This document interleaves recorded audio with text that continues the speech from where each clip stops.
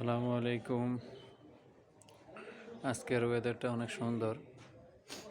ভাবলাম আমার হলের একটা রিভিউ দিই। আমি থাকি জাহাঙ্গীরনগর ইউনিভার্সিটির আফম কামাল উদ্দিন হলের 446 নং রুমে। এই হচ্ছে আমার রুম 446। পিছনে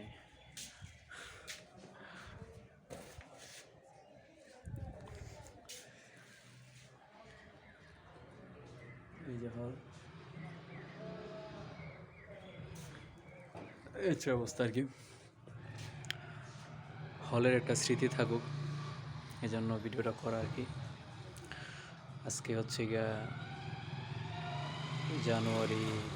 ফেব্রুয়ারি 6, 2026। ইউনূস সরকারের আর হচ্ছে গিয়া অন্তর্বর্তীকালীন সরকারের 6 দিন মেয়াদ আছে। 12 ফেব্রুয়ারি আপনারা জানেন জাতীয় নির্বাচন। তো এই সরকারের অধীনে আর 6 দিন আছি। হয়তো ইনশাল্লাহ খুব শীঘ্রই আমরা কোনো এক নির্বাচিত সরকারের অধীনে আবার থাকব। তো ধন্যবাদ। একটা সময় হয়তো এখানে থাকবো না, তো এই সময়গুলো মিস করবো আর কি।